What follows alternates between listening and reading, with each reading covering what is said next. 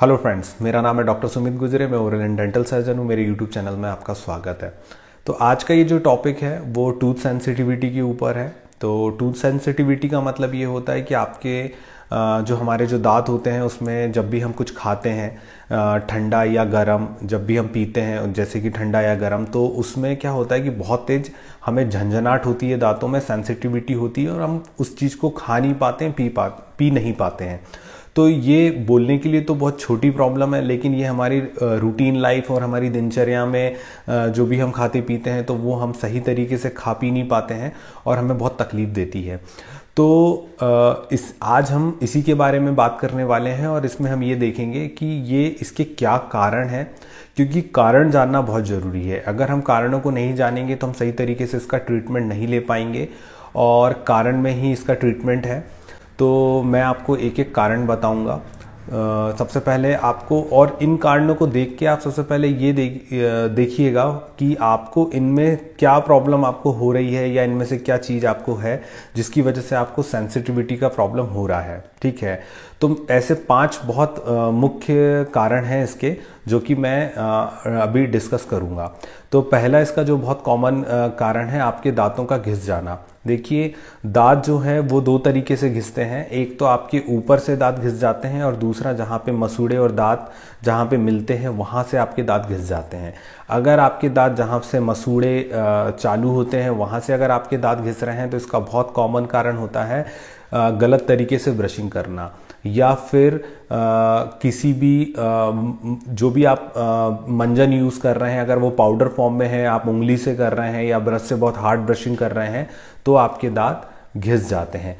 और सेकंड जो होता है आपके दांत ऊपर से घिस जाना, तो ये ऊपर से घिसने का बहुत सारे रीज़न हो सकते हैं। जिनको च्यूइंग हैबिट्स होती हैं, जो कि गुटखा पान तंबाकू खाते हैं, या ब्रेक्सिज्म का प्रॉब्लम होता है, दांत कटकटाना, या रात में सोते वक्त दांत कटकटाना, तो उस समय भी उन लोगों के दांत ऊपर से घिस जाते हैं। देखिए, दांत घिस जाने से प्रॉब्लम क्यों होती है ये मैं थोड़ा सा आपको समझाना चाहूँगा। हमारे जो दांत की जो ऊपर की जो लेयर होती है वो इनेमल होती है और वो सबसे हार्ड परत होती है हमारे दांत की। उसके बाद जो सेकंड लेयर होती है वो डेंटिन होती है, जो थोड़ी पोरस होती है, और उसके बाद जो अंदर होता है वो पल्प होता है, जिससे कि वो पल्प से ही हमें ठंडा गर्म का पता चलता है, क्योंकि उसमें कुछ नसें होती हैं, नर्व्स होती हैं, जो कि हमें मैसेज देती है हमारे ब्रेन को कि हमारे दांत में कोई प्रॉब्लम हो रही है।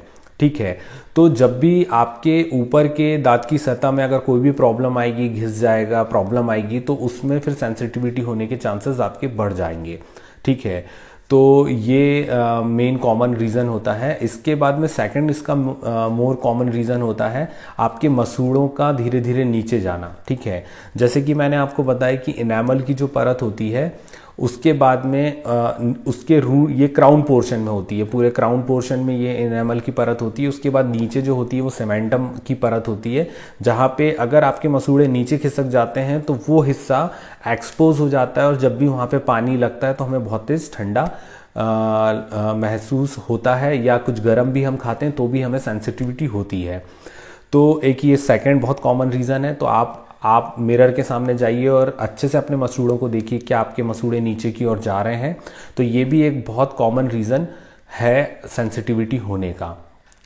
जो थर्ड सबसे कॉमन रीज़न है वो है आपके दांतों में सड़न लग जाना। जैसे कि हम देखते हैं कि आजकल जो हमारा जो खान पान है उसकी वजह से आजकल हमें दांतों में सड़न बहुत देखने को मिलती है। मेरी डे टू डे प्रैक्टिस में बहुत ऐसे छोटे बच्चे और बड़े लोग हैं जिनके दांतों में सड़न होती है, और उनको वो सेंसिटिविटी का प्रॉब्लम भी जब लेके आते हैं तो जब हम चेक करते हैं तो ऊपर से हमें नहीं दिखता है, लेकिन जब उनके 2 दांतों के बीच में सड़न लगी होती है जिसकी वजह से उनको सेंसिटिविटी होती है। तो हो सकता है जब आप आ करके अपने दांतों को अच्छे से देखेंगे तो हो सकता है आपको सड़न ना दिखे, लेकिन जब हम उसका एक्सरे लेते हैं तो उस एक्सरे में क्लियर अंदर दिखता है कि सड़न लग चुकी है, और वो सड़न कई बार आपके नस तक पहुंच जाती है, जिसकी वजह से आपको बहुत तेज सेंसिटिविटी होती है, आप कुछ खा पी नहीं पाते हैं। एक चौथा बहुत मुख्य इसका जो कारक होता है वो आपके दांत का फ्रैक्चर हो जाना। जैसे कि हम कुछ अगर कड़क खा रहे हैं या दांत से कुछ चीज़ को खोलने की कोशिश कर रहे हैं, तो उस समय क्या होता है, दांत में अगर हल्का भी क्रैक आ जाता है या दांत का ऊपर का एनामल पोर्शन अगर टूट जाता है और डेंटिन एक्सपोज हो जाता है, उस समय भी जब हम पानी पीते हैं तो वो वहाँ से हमें सेंसिटिविटी बहुत तेज़ होती है।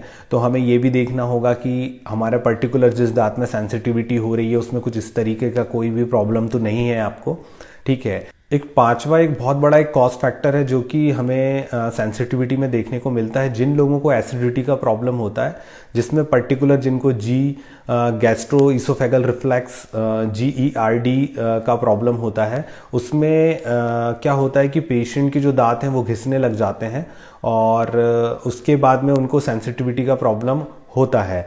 तो ये GERD में क्या होता है, ये जो हमारे खाने की जो थैली होती है जिसमें हम जब खाना खाते हैं तो खाना जाता है, जिसको स्टमक कहते हैं, तो स्टमक से खाना वापस रिटर्न आता है आपके ईसोफेगस में। ईसोफेगस यानी जो खाने की जो नली होती है उसमें वापस रिटर्न होता है, जिसकी वजह से जो एसिडिटी जो इंक्रीज होती है, जिसकी वजह से भी पेशेंट को वियरिंग यानी दांत उनके घिसने की प्रॉब्लम देखने को मिलती है।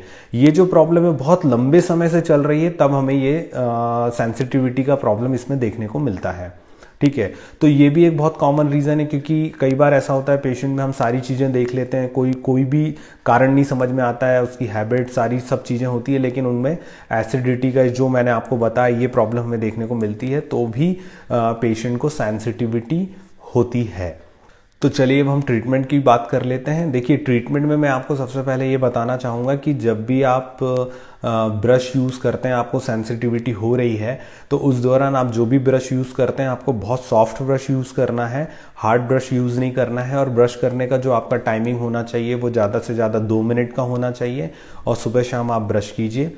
जब आपको सेंसिटिविटी हो रही है या एनी टाइम आपको आप बहुत एसिडिक फूड मत खाइए जिसमें आपको एसिडिटी प्रोड्यूस होती है, तो ये 2 चीज़ों का आपको बहुत ध्यान रखना है। और एक चीज़ और ये कि जब आपको सेंसिटिविटी हो रही है उस दौरान जो आपकी सेंसिटिविटी को ट्रिगर करता है, जैसे अगर आप कुछ मीठा खा रहे हैं या फिर आप बहुत ठंडा या गर्म खा रहे हैं जिससे आपकी सेंसिटिविटी बढ़ जा रही है, तो प्लीज़ आप इसे बिल्कुल अवॉइड कीजिए इस समय, क्योंकि ये बहुत ज़रूरी है, क्योंकि जितना आप ट्रिगर करेंगे तो आपका प्रॉब्लम उतना बढ़ सकता है।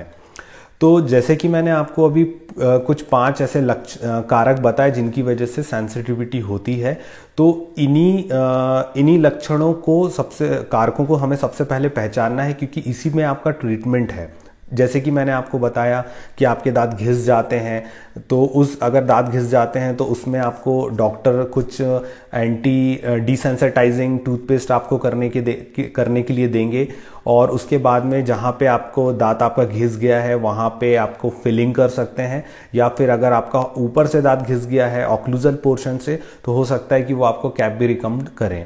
जैसे कि मैंने आपको बताया था कि मसूड़ा नीचे चले जाता है, तो उसकी वजह से भी पेशेंट को सेंसिटिविटी होती है। तो इसमें डॉक्टर जो ट्रीटमेंट देते हैं वो पर्टिकुलर वहाँ पे ग्राफ्टिंग करते हैं, गम ग्राफ्टिंग करते हैं।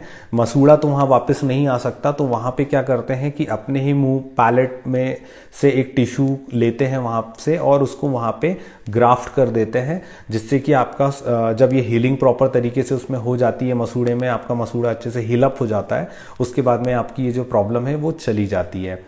तीसरा जो मैंने आपको कारण बताया था कि आपके दांतों में जब सड़न लग जाती है तो जिसकी वजह से आपको सेंसिटिविटी होती है, तो इसमें भी डॉक्टर क्या करते हैं कि आपके दांत का एक एक्सरे लेते हैं जिसमें वो ये देखते हैं सड़न कितनी है। अगर वो सड़न ऊपर होती है तो उसमें फिलिंग कर दी जाती है, या फिर अगर वो सड़न आपके नस तक पहुंच जाती है और ऐसा लगता है कि इसमें ये प्रॉब्लम फिलिंग करने से नहीं जाएगी, तो रूट कैनाल थेरेपी भी उसमें करना पड़ सकता है।